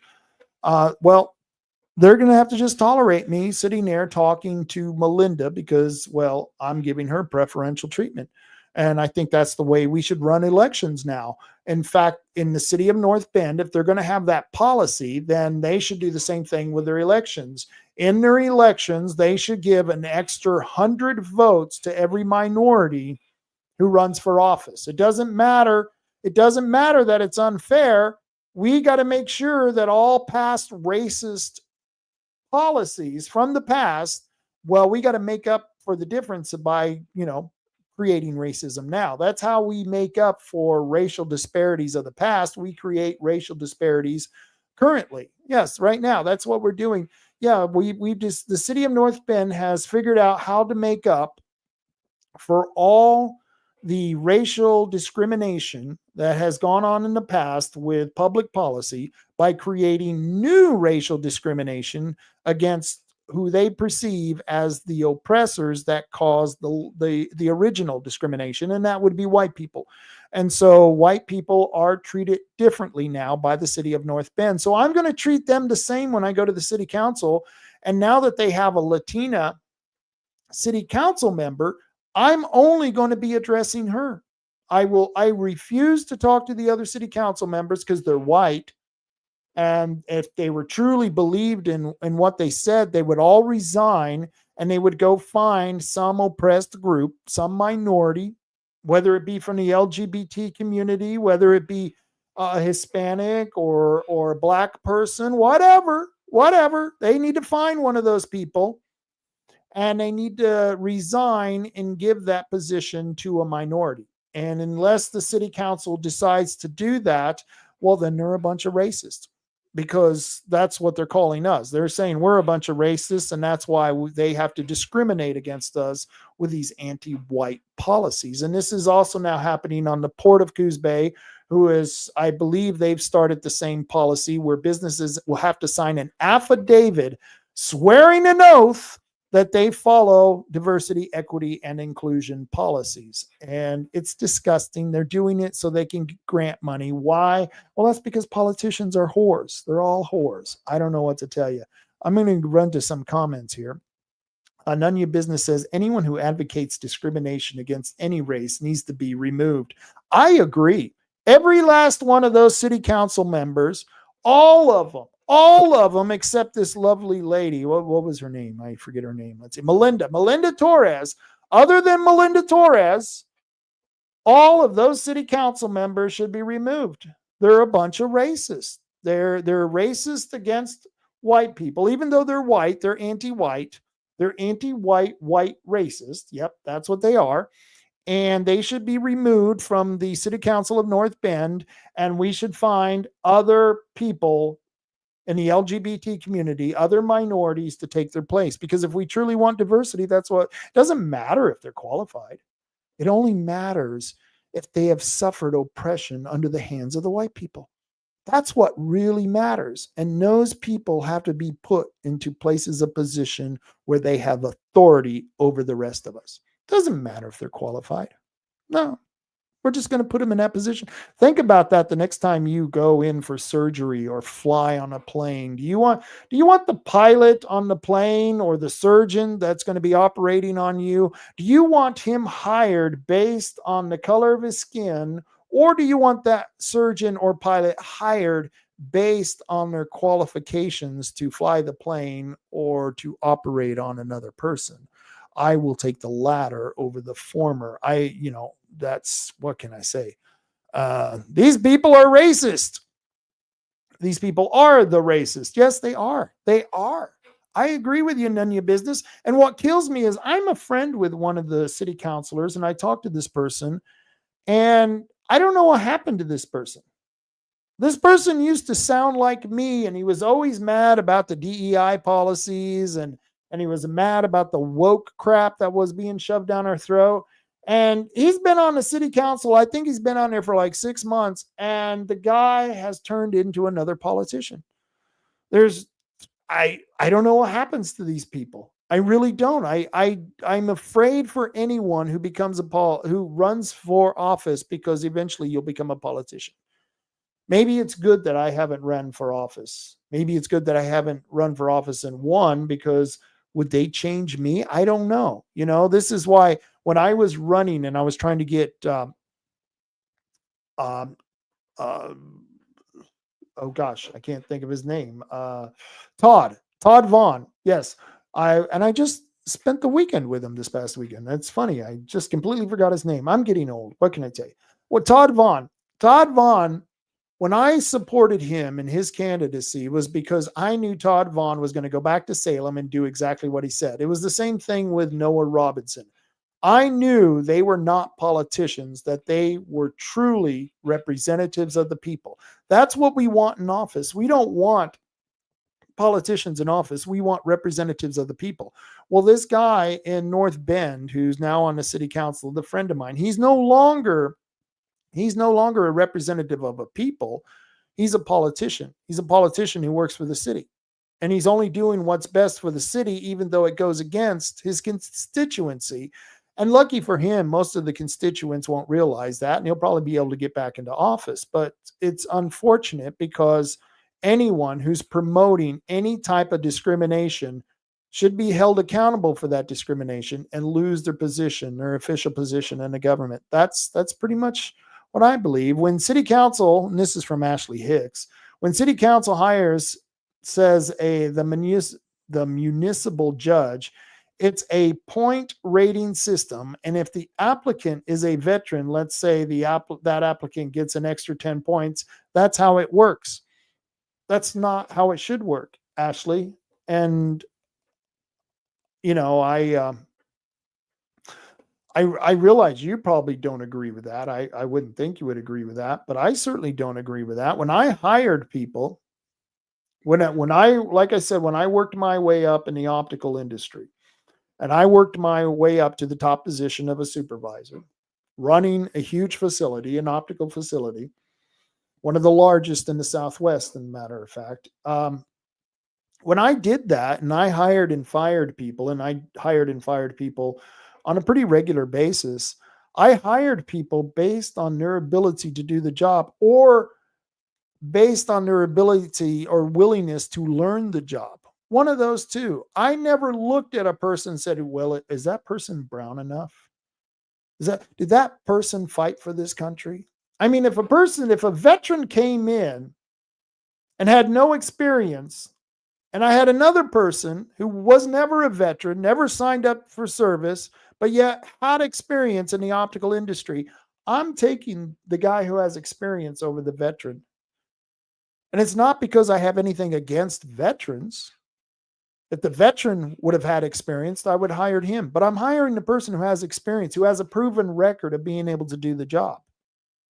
And being a vet, or being black, or being handicapped, or being a woman, or being gay or bi, or whatever the hell you are, does not grant you points in the application process. And that's the problem with today. That is identity politics. This is groupthink. This is collectivism at its worst.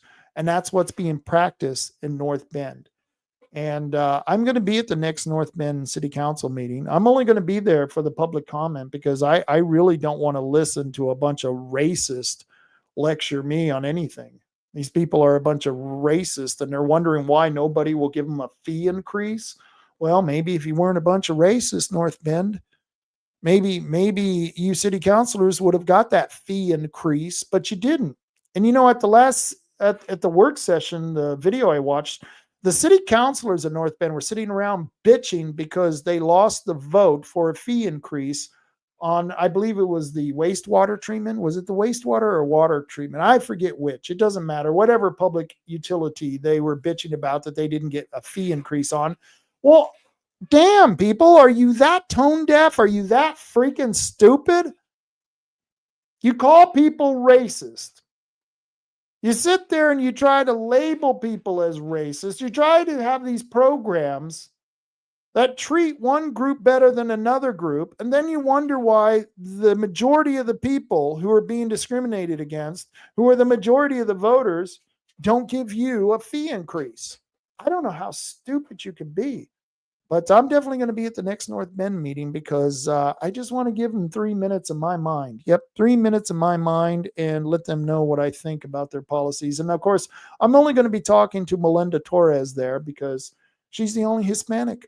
And I'm going to treat them the way they treat all of us. I'm only going to give special preferential treatment to the minority, and that would be Ms. Torres. So that's what we're going to do there.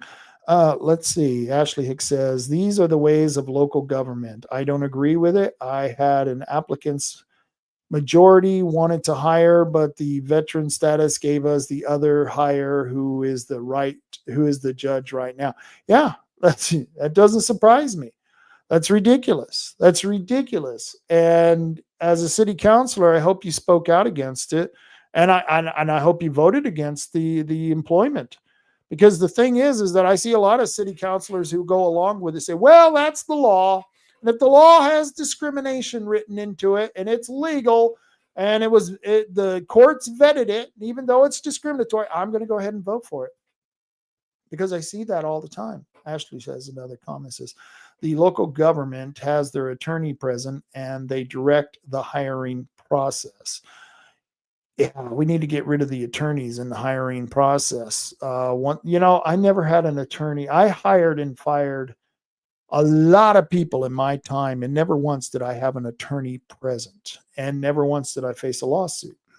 Strange that is. Yeah, one more story I got to cover. Tomorrow, they are having a meeting. They are having a meeting at the Board of Commissioners. They're having a meeting at the Owens Building tomorrow. And you notice I changed the picture. There's the Coos County Annex, or better known as the Owens Building at 201 North Adams in Coquille, Oregon. 9:30 tomorrow, December 17th. They're going to be having a meeting, and they're going to be talking about ways to fund the jail, to privately fund the jail, which I think are better ideas than, just going to the taxpayer. Asking the voters to force their neighbors to pay more money, which the neighbors may not have. So, yeah, property taxes suck, especially now, because there's a lot of people who just can't afford these property taxes. So tomorrow, they're going to be talking about how to fund the jail. And there's an interesting thing about this property that the county, I forget the term, when they don't pay their taxes. They took the property back, and there's a problem with the property, and it's going to cost like $19,000 to pay for the cleanup of the property before they sell the property. It's going to be an interesting story. I'm going to enjoy it. I hope to be there tomorrow at 9:30, but it's a public meeting. I think everyone should be at. If you get the chance, they will be rebroadcasted. I highly recommend, if you live in Coos County, this is what you need to do. This is what you need to do to get involved, is go to these local meetings, especially like this Board of Commissioners meeting, and go to the Owens Building. And, they're pretty liberal about their comments. And everyone is allowed to speak. Everyone gets their 3 minutes. So I highly recommend it. And for you people who live in Coos Bay, the Coos Bay City Council is also having a meeting. Let me take down that banner. It says Coos Bay, at the City Hall building, 500 Central Avenue, 6 p.m. tomorrow, Tuesday. Why does that say October 17th? That should say December 17th. Wow, I must have been drinking when I wrote that. I don't know. It's December 17th, Tuesday, tomorrow, December 17th. I don't know. I'm 2 months behind. What can I tell you? But those would be two good meetings to go to. If you live in the city of Coos Bay, find out what's happening in your city. If you live in the city of North Bend, go to the city of North Bend and find out, because I'm tired of me and one other guy is usually the only guy there at the North Bend meetings, and we don't even live in North Bend. But we care enough about these policies that we are going to continue going to different city council meetings, and we're going to continue to go to the Board of Commissioners meeting, and we're going to push for an end to this DEI policy that they keep forcing down our throat. We're going to try to end a lot of these discriminatory policies. And the only way we can do it is by being at the meeting and forcing these people to make the right choices. And if they don't make the right choices, well, then we can show everyone else the wrong choice that was made and hopefully get those people out of office. And so I want to thank you all for tuning in today. I hope my show was all right. I hope we covered enough of good stuff. I hope you learned something. I'd hate for you to leave here and not have learned something. Oh, I know. Before you leave, I do got to tell you this. If you live in Coos County, they're still pushing that wind energy project. It hasn't stopped. No, just because the people don't want it doesn't mean the federal government is going to stop. And Donald Trump isn't president yet, so he hasn't stopped it. So the Department of Land Conservation and Development will be hosting the third meeting of the Offshore Wind Energy Roadmap Roundtable in North Bend, Oregon on December 19, 2024. This meeting will be open to the public with opportunity for comments. Details for the meetings are below. And of course, that says Offshore Wind Energy Roadmap Roundtable meeting number 3, Thursday, December 19th from 9 a.m. to 5 p.m. at the Mill Casino, 3201 Tremont Avenue, North Bend. And you all know where the Mill Casino is if you live here in Coos County.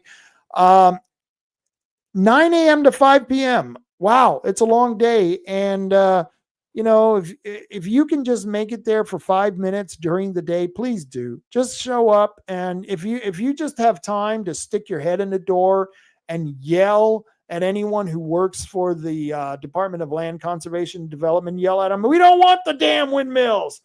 How many times do we have to answer your question? We don't want it. No means no. I don't know what's the matter with these government people. No means no.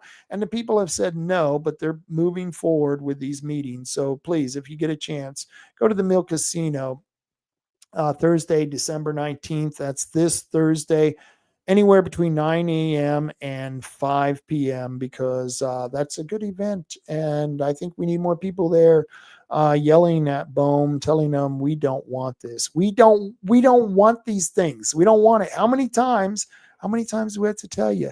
Before I get you out of here, I got to tell you about my sponsors, 3H Tree Service. A heck of guys out there. They know how to take those trees out. You got problem trees. They're infested with bugs or pests, or they're disease ridden. They're a liability because you got branches that can fall on your neighbor's car or your garage.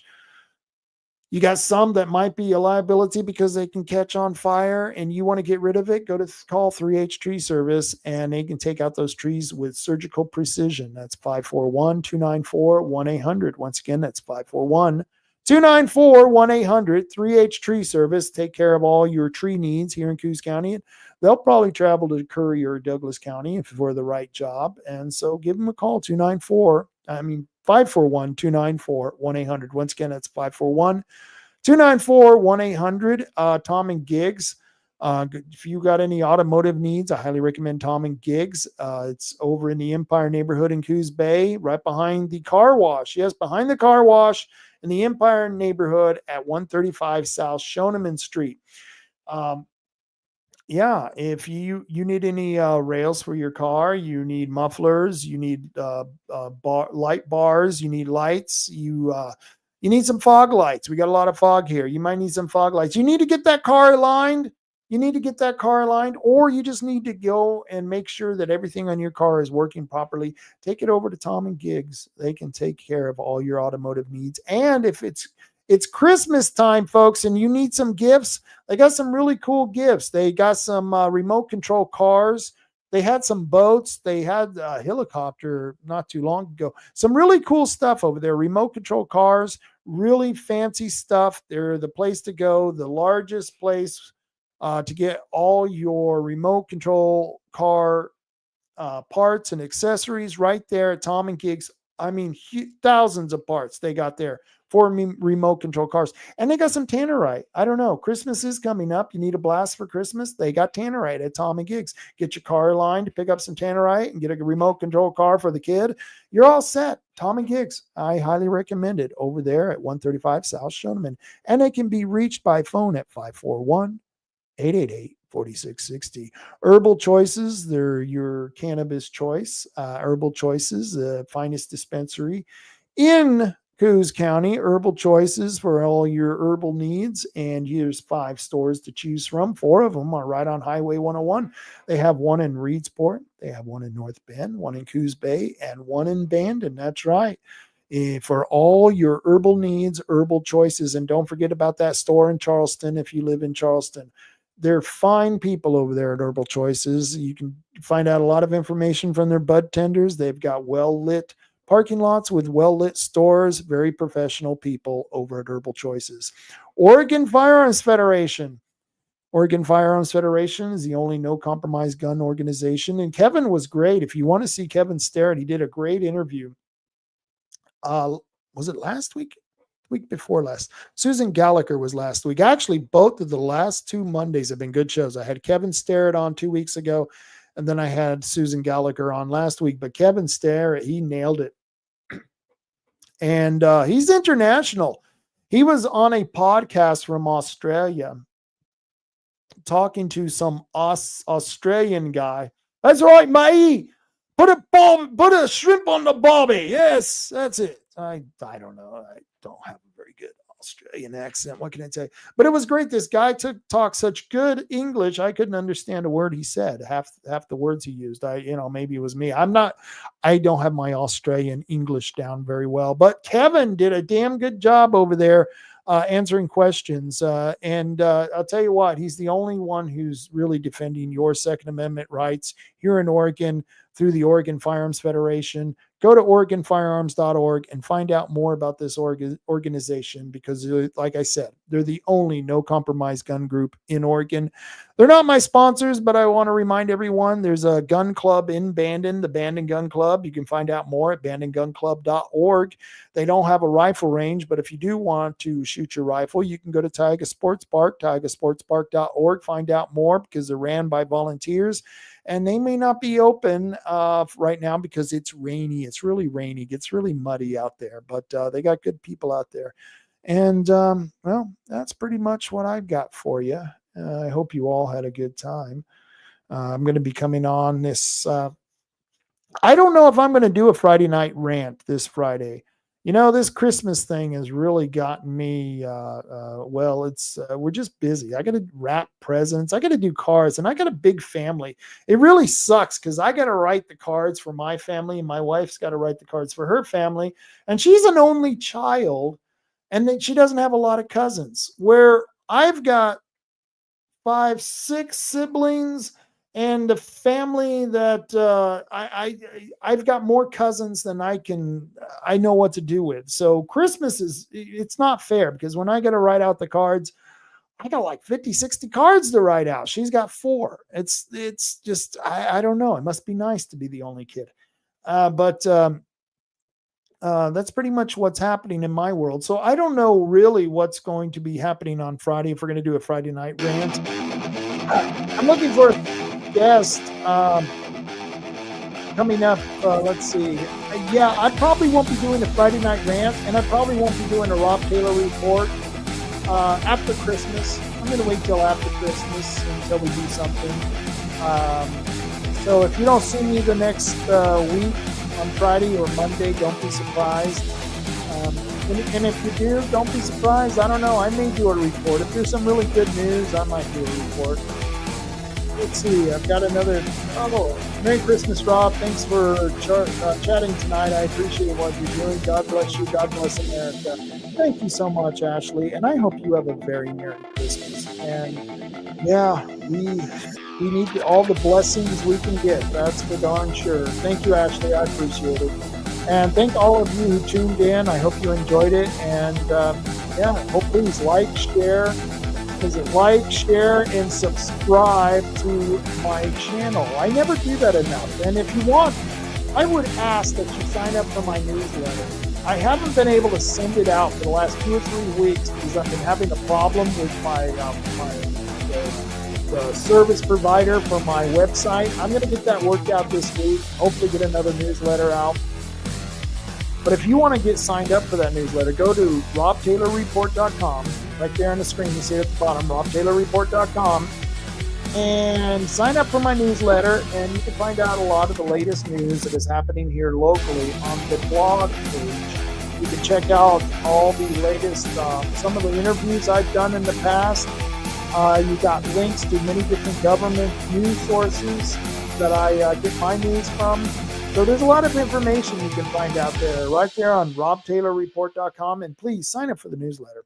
Also go to YouTube, Rumble, or X at Rob Taylor Report and subscribe to all my pages. I'd appreciate that. Sure would help me out a bunch. And, you know, don't always say, though. Until next week, folks. Carry on, Coos County. Carry on.